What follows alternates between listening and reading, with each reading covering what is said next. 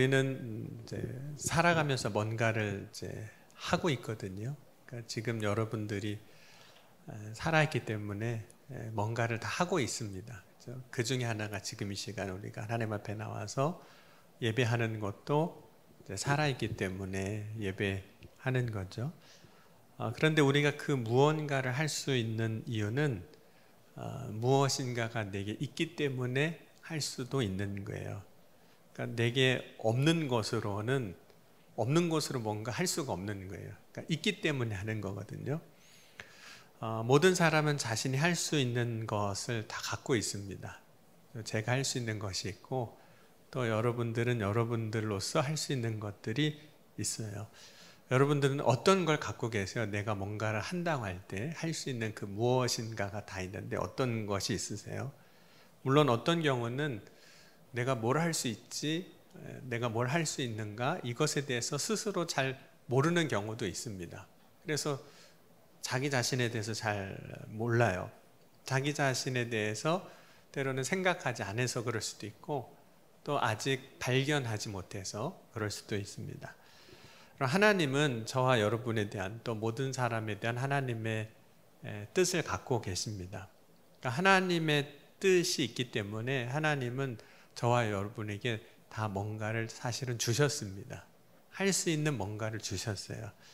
성경에는 그것을 이제 달란트 비유를 통해서도 말씀을 하고 있는데 예수님께서 달란트 비유에서 보면 어떤 사람에게는 5달란트를 주었고 또 어떤 사람에게는 2달란트를 줬고 어떤 사람한테는 1달란트를 줬습니다. 그러니까 주인이 각각 달란트를 다 맡겨줬습니다.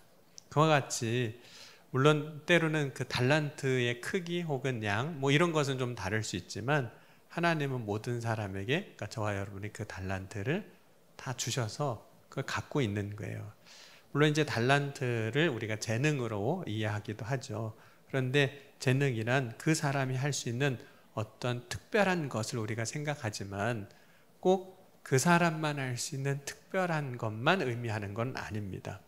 그러니까 달란트 안에는 이런 것도 사실 포함이 되어 있어요. 사명도 포함되어 있는 겁니다. 그러니까 달란트를 주실 때 하나님께서 능력 안에서 우리가 무언가를 이제 하게 하셨는데 그게 이제 사명이라는 거예요. 그러니까 사명이란 그 사람이 할 수 있는 능력의 범위 안에서 맡겨주신 뭔가인 거죠.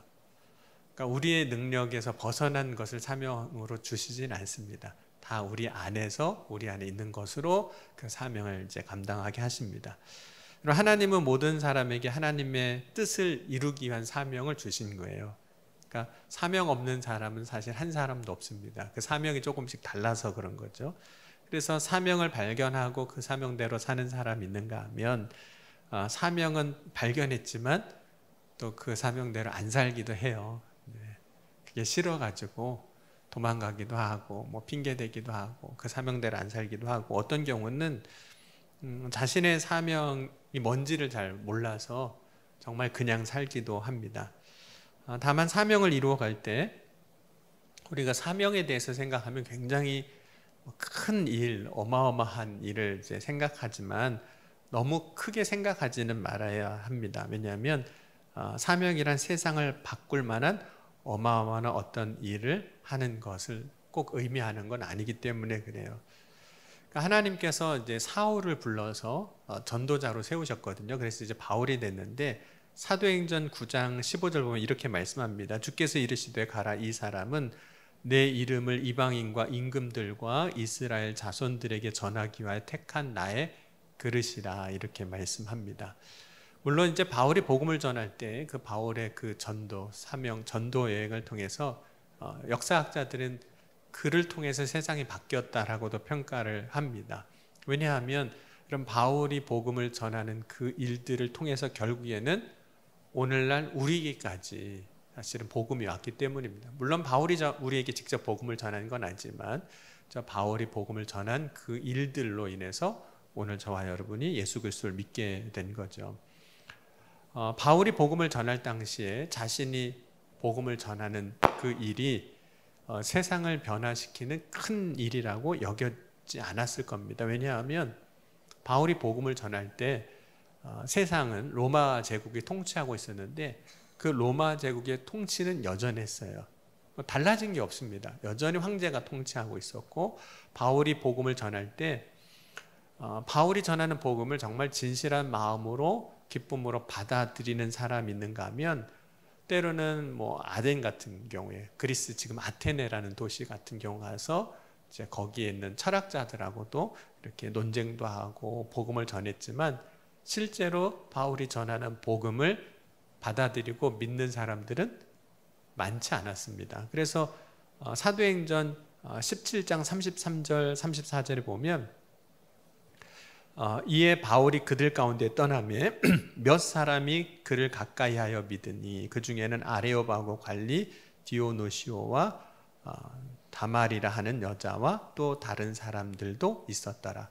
그래서 바울이 복음을 전할 때 막 몇천 명씩 또 회개하고 돌아오는 사건도 있었지만, 그리스 아테네에서 복음을 전할 때는 겨우 몇 사람만 복음을 듣고 예수를 믿고 변화되는 역사가 있었습니다. 그러니까 분명히 복음에는, 하나님의 말씀에는 사람을 변화시키는 능력이 있습니다. 그러나 그것이 모든 사람에게 나타나는 하나님의 역사는 또 아니었던 거죠. 그럼 복음이 이제 능력이 있지만 모든 사람에게 역사하는 것이 아닌 이유가 뭘까요? 그 이유는 그 복음을 실제로 어떻게 받아들이느냐에 따라서 달라지기 때문입니다.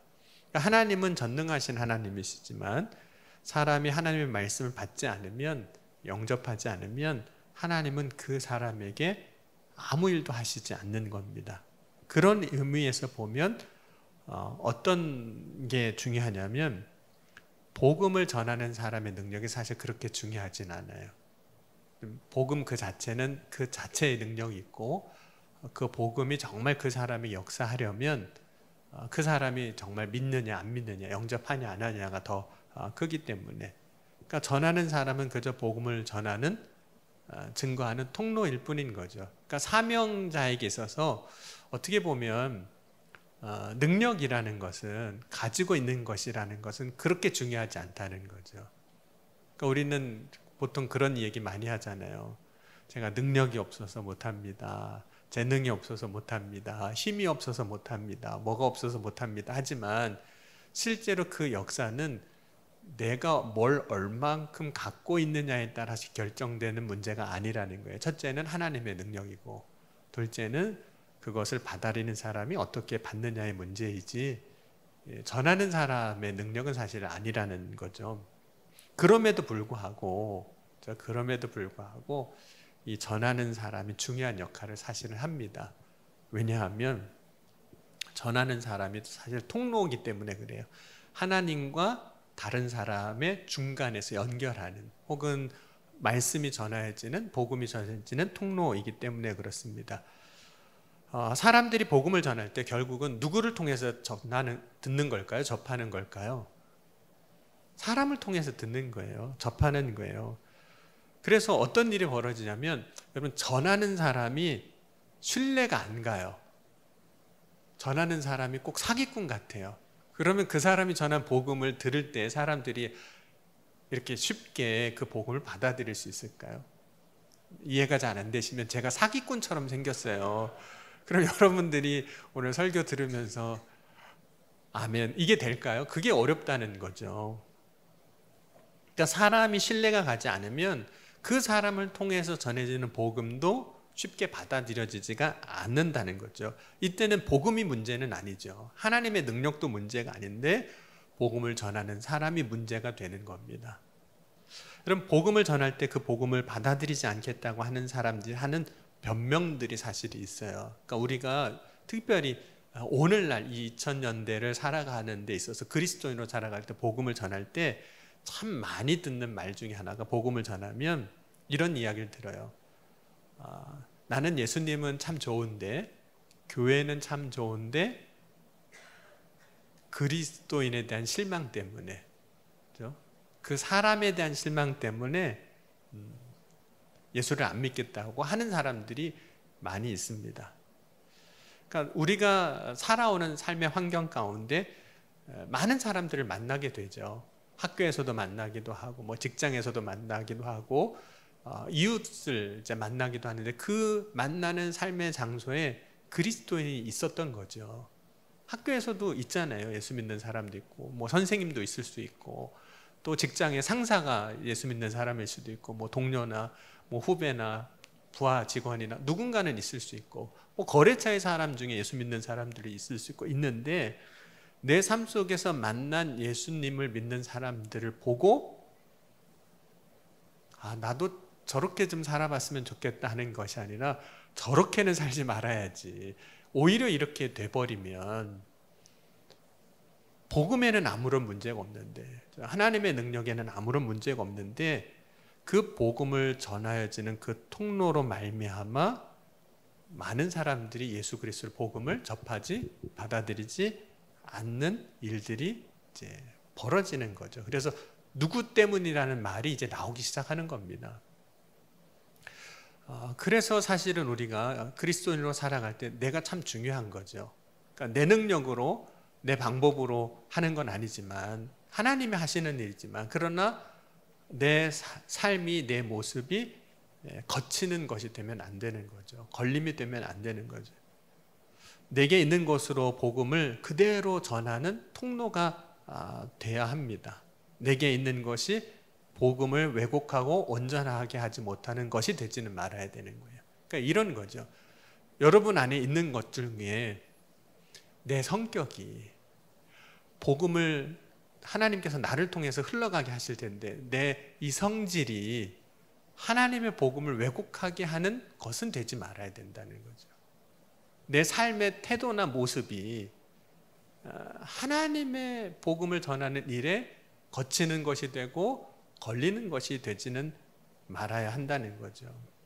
여러분, 그리스도인이 가지고 있는 거룩은 이렇게도 표현할 수 있어요. 투명도예요. 여러분, 투명하지 않는 곳에는 빛이 투과해서 전해질 수가 없습니다. 하나님은 빛이시잖아요. 근데 우리가 거룩하지 않아요. 그러면 불투명해지는 거잖아요.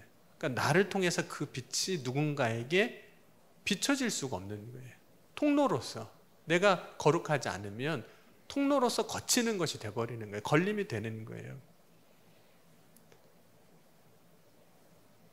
그리스도인이 가지고 있는 것 중에 걸리는 것, 내게 있는 것 중에, 그래서 이 걸리는 것, 거치는 것들은 이제 버려야 되는 거죠. 없애야 하는 그런 노력들이 필요합니다.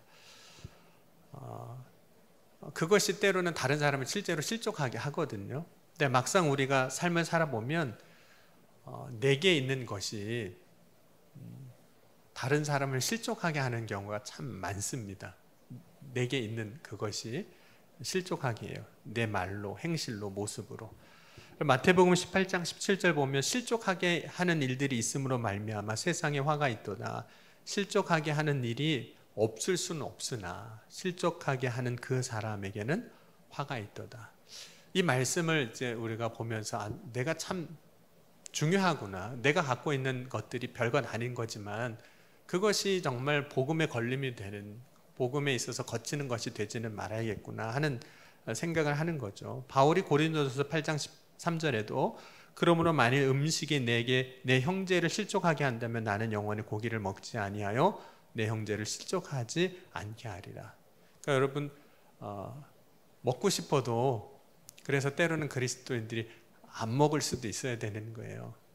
때로는 반대인 경우도 있죠. 안 먹고 싶어도 때로는 먹어야 되는 경우가 있어요. 이제 신방을 가다 보면 그런 경우는 많이 있어요. 안 먹고 싶은데 먹어야 돼요. 안 먹고 싶은데 이미 배부르고 밥은 많이 먹고 왔는데 차려주시면 어떻게 해요? 또 먹어야죠. 이게 똑같은 상황인 거죠. 여러분, 우리가 가지고 있는 것 중에서 다른 사람에게 걸림이 되는 것, 거치는 것이 있는가? 나 스스로에게도 혹시 그런 건 없는가? 한번 이제 돌아봐야 합니다. 여러분, 내가 가지고 있는 생각, 혹은 내가 살아온 삶의 어떤 배경들, 내가 만들어 온 배경이 되겠죠. 혹은 지식이 될 수도 있으면 내가 알고 있는 것, 내가 옳다라고 여기는 것, 그것이 때로는 우리 안에서, 그러니까 다른 사람에게서뿐만 아니라 나 자신에게도 때로는 걸림이 될 때가 있어요. 그럼 바리새인들 보면 율법을 잘 지켰거든요. 근데 율법을 잘 지켰기 때문에 스스로 자기 자신에 대해서 의롭다라고 여겼습니다. 그리고 다른 사람들 그렇게 말해줬어요. 그런데 그 의로움이 예수님의 말씀을 듣고 예수님을 정말 주님으로 영접하는데 또 걸림이 돼요. 그러니까 내가 갖고 있는 것이 다른 사람에게도 걸림이 될 때가 있는가 하면 나 스스로에게도 믿음으로 하나님 말씀으로 복음으로 나아가지 못하게 하는 걸림이 되는 것이 생긴다는 거죠. 내 안에 있는 것이 나로 하여금 믿음에서 멀어지게 만들고 하나님에게서 멀어지게 할 수도 있다는 겁니다. 여러분, 예수님께서 말씀하실 때 그 말씀 듣고 어느 날 그렇게 예수님을 따랐던 사람들이었는데 예수님을 떠나기 시작하는 사건이 벌어집니다. 그 사건이 이제 요한복음 6장에 나오거든요. 근데 요한복음 6장에 나올 때 어떤 말씀을 예수님이 하셨냐면, 예수님께서 앞으로 십자가의 고난과 죽음에 대해서도 말씀하셨지만 예수 그리스도를 믿는다는 것이 어떤 것인지를 말씀하실 때 내 살을 먹고 내 피를 마시는 자가 마지막 날에 다시 살아나리라, 이렇게 말씀하셨거든요. 물론 이게 나중에 이제 십자가 지선의 성찬의 의미가 되지만, 근데 사람들이 그 말씀을 듣는데 이해가 안 돼요. 아니, 예수님의 살을 먹고 예수님의 피를 먹는다는 것이 이해가 안 되는 거예요. 그 당시에 가지고 있는 그 사람들의 판단, 생각으로는 예수님의 말씀을 받아들일 수가 없는, 이해가 안 되니까. 그래서 사람들이 뭐라고 이야기하냐면, 이 말씀은 어렵도다, 누가 듣고 따를 수 있는가, 그리고 떠나가기 시작합니다. 그러니까 내가 생각하는 것과 다를 때 난 이제 예수님 못 믿겠어, 못 따르겠어 하고 떠났다는 거죠. 여러분, 하나님은 이제 모든 사람을 구원하시길 원하셨습니다. 그 이유는 하나님이 사랑이시기 때문이에요. 그래서 하나님은 이러한 하나님의 뜻을 이루기 위해서 아브라함을 사실 택하신 거예요. 그리고 아브라함의 후손을 통해서 하나님의 구원의 역사가 이루어지게 하셨고, 그 하나님의 계획과 섭리대로 다윗의 자손으로 예수님이 육신 입고 세상에 오셨던 겁니다. 근데 이때 하나님이 아브라함의 후손이 이스라엘을 택하셨을 때 출애굽기에 보면 그들을 거룩한 나라로, 제사장의 나라로 세우시겠다고 하셨어요. 그러니까 하나님은 이스라엘이 가지고 있는 것을 통해서 하나님의 구원의 역사를 이루어 가시겠다고 한 겁니다. 그러면 하나님은 이스라엘 백성이 가지고 있는 뭘 도대체 보시고 그 이스라엘을 통해서 하나님이 구원하시겠다고 하시는 역사를 이루시느냐 하는 거예요. 하나님이 아브라함을 택하신 것은, 창세기 12장에 택하시는 것 전적인 하나님의 은혜입니다. 하나님의 주권이에요. 그런데 아브라함이 선택을 받은 다음에 다른 사람보다 더 뛰어나거나 더 대단한 뭔가가 사실 있었던 사람은 아닙니다. 그냥 그 시대에 다른 사람들하고 사실 별반 다를 건 없는 사람이에요. 그런데 하지만 하나님이 아브라함 부르실 때 아브라함에게 있어서 다른 사람들과 다른 한 가지가 있었는데 뭐냐면, 하나님이 말씀하시는 그 말씀에 반응했다는 겁니다. 그 반응을 성경은 이렇게 이야기하고 있습니다. 창세기 12장 4절에 보면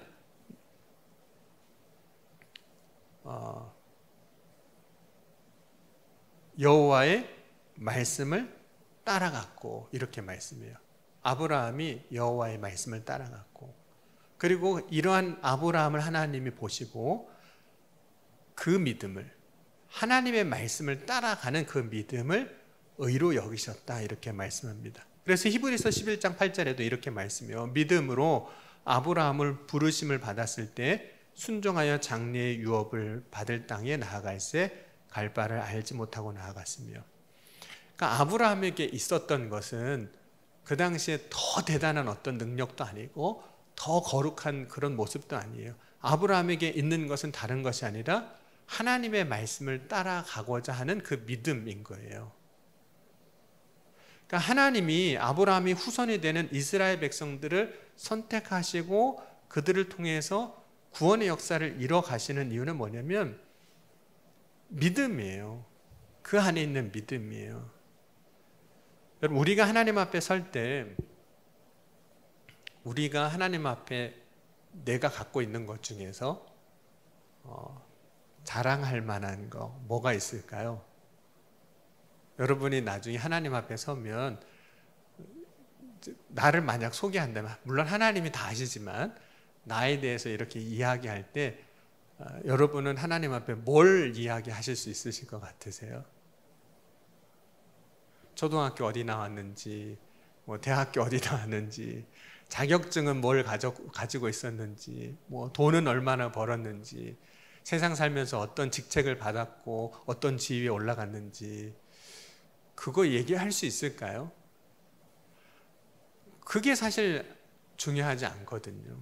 그러니까 우리가 하나님 앞에 설 때 내가 갖고 있는 것 중에서 하나님 앞에, 하나님 이게 정말 하나님 앞에 보여드릴 수 있는 이겁니다 라고 말할 수 있는 것이 있다면 저는 딱 하나밖에 없을 것 같아요. 내가 하나님 앞에 내놓을 수 있는 것은 믿음이에요.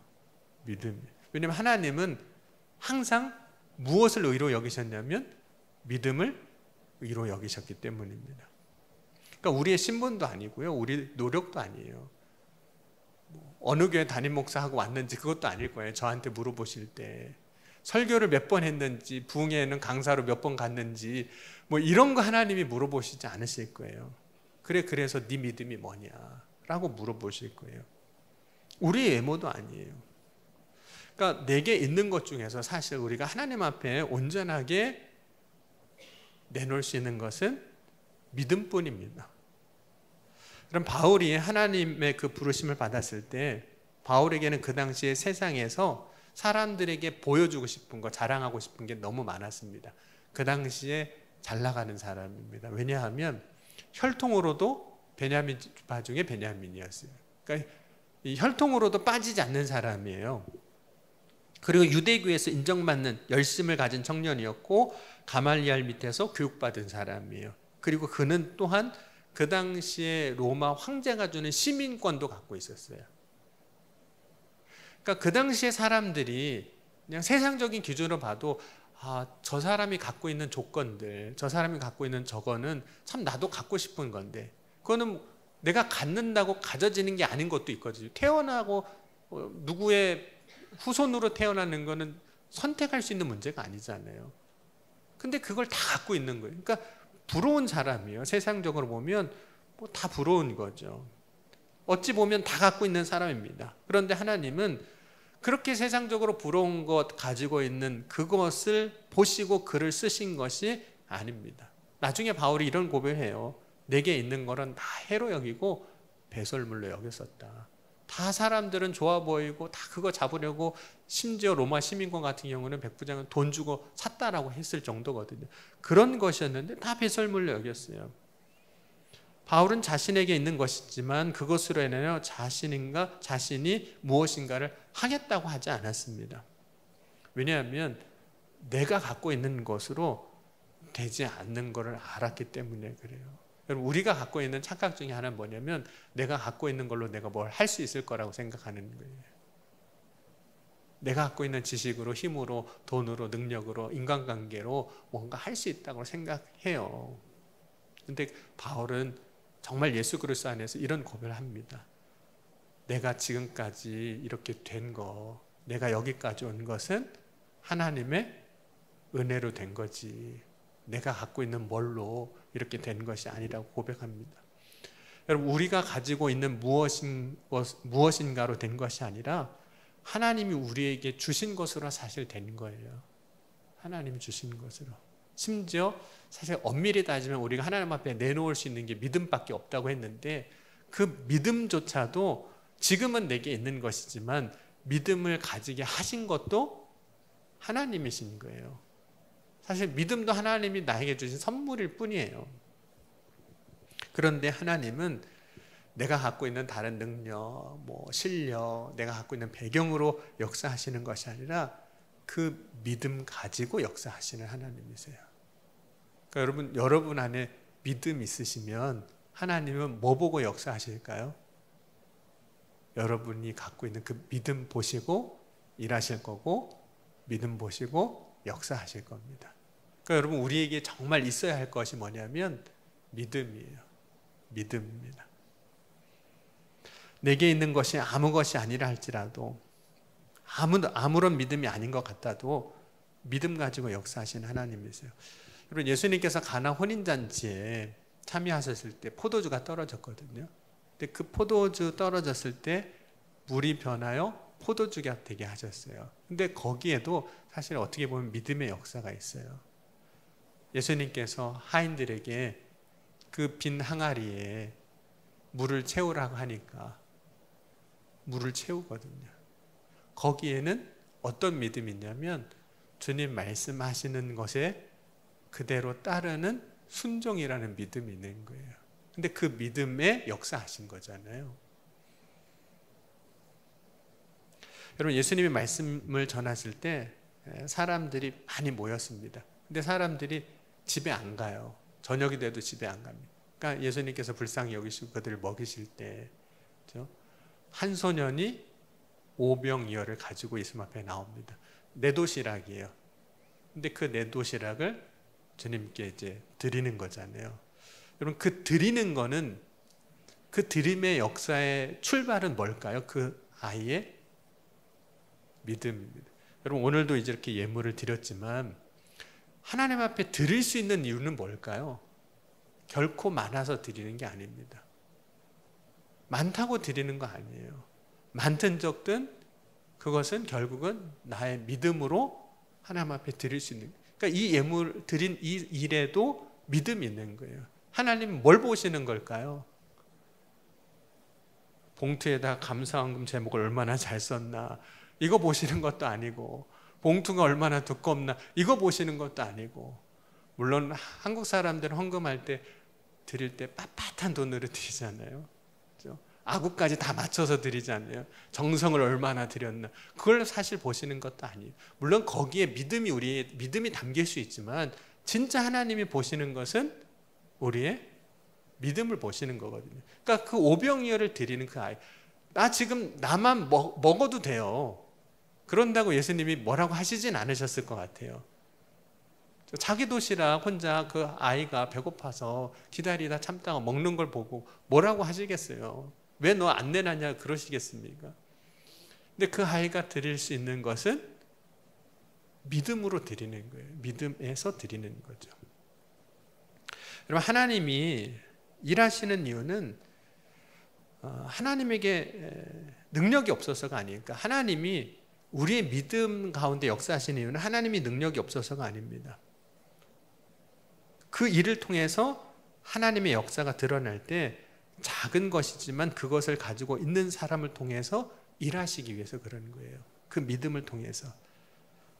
그럼 하나님은 거룩한 자였던 유대인을 치셨어요. 오늘 말씀에 그 원가지를 치시는 장면이 나오거든요.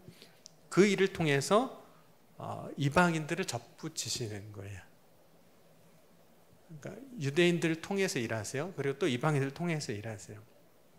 그래서 구원의 은혜에 참여하게 하십니다. 여러분, 비록 우리에게 있는 것이 별거 없는 것 같아도 때로는, 그래서 어떤 때는 있지만 버려져야 하는 것일 수도 있지만, 하나님은 그걸 통해서 우리의 믿음이 드러나게 하시고 그 믿음을 통해서 일하시고 역사하시는 하나님이세요. 그래서 말씀을 준비하면서 그럼 나한테는 뭐가 있나 이런 생각을 해봤어요. 내가 갖고 있는 게 뭐가 있을까? 물론 지금까지 살아온 삶의 여러 가지 스토리도 있을 것이고, 뭐 내놓으라면 경력도 내놓을 수 있을 것이고, 증명서를 내놓으라면 증명서를 내놓을 수도 있겠죠. 목회하면서 생각했던 것 중에 하나가, 저는 이런 목회자가 됐으면 좋겠다는 생각했거든요. 말 잘하는 목회자. 그러니까 그 얘기는 설교 잘하는 목사가 되고 싶었어요. 얼마 전에 이제 주일 예배를 마치고 이제 로비에서 인사를 하는데 한 권사님이 저한테 이런 인사를 해주셨어요. 평생에 목회하면서 들은 특별한 인사였습니다. 보통은 이제 설교 마치고 여러분들이 인사하시면 보통의 인사는 이런 거거든요. 은혜 받았습니다. 이게 이제 보통의 인사예요. 그런데 그 권사님이 저에게 굉장히 특별한 말을 하셨어요. 뭐라고 그날 하셨냐면, 목사님은 말을 어떻게 그렇게 잘하세요? 이렇게 인사하시더라고요. 근데 그 상황에서 그 권사님이 저한테 이런 의미로 얘기하셨다고 느껴졌어요. 그러니까 은혜 받았습니다의 그 권사님의 다른 버전으로 하신 거라고 이제 느껴졌어요. 근데 그분에게 그날따라 제가 평소보다 더 말을 잘하는 것처럼 느껴지셨던 것 같아요. 그래서 목사님 어떻게 말을 그렇게 잘하세요? 이렇게 얘기를 하셨어. 그런데 그분이 그렇게 말씀해 주시는 것이긴 했지만 실제로는 저는 말을 잘 못하는 사람이거든요. 여러분, 제가 말을 못하는 사람이기 때문에 설교할 때는 어떻게 할까요? 100% 원고를 씁니다. 그러니까 지금 저도 원고를 그대로 읽는 거예요. 이 말도 여기 있는 거예요. 말을 잘 못하니까 써야 되는 거예요. 다 쓰고 읽어야만 되는 거예요. 그러니까 말 잘하시는 분은 원고 없이도 얼마나 말을 잘해요. 근데 저는 항상 매 모든 설교를, 새벽 설교를 비롯해서 모든 설교를 할 때는 어쨌든 다 한자 한자 다 쳐야만 해요. 준비된 말이 아니면 말을 잘 못해요. 그러니까 말 못하는 사람인 건 맞는 거예요. 그래서 말 잘하지 못하는 것 때문에 굉장히 부담스러울 때도 많아요. 어떻게 이제 설교하나. 여러분은 전혀 그렇게 안 느껴지실지 모르지만 저는 다 써야만 하니까 부담스러운 거죠. 근데 최근에 와서 말을 잘 못하는 것을 통해서도 하나님이 일하신다라는 걸 경험하기도 했어요. 그게 뭐냐면, 그럼 말 잘 못하니까 설교하는 때 말고 사람 만났을 때도 마찬가지잖아요. 여기서 말 못하는데 뭐 다른 사람 만난다고 말 잘하겠습니까?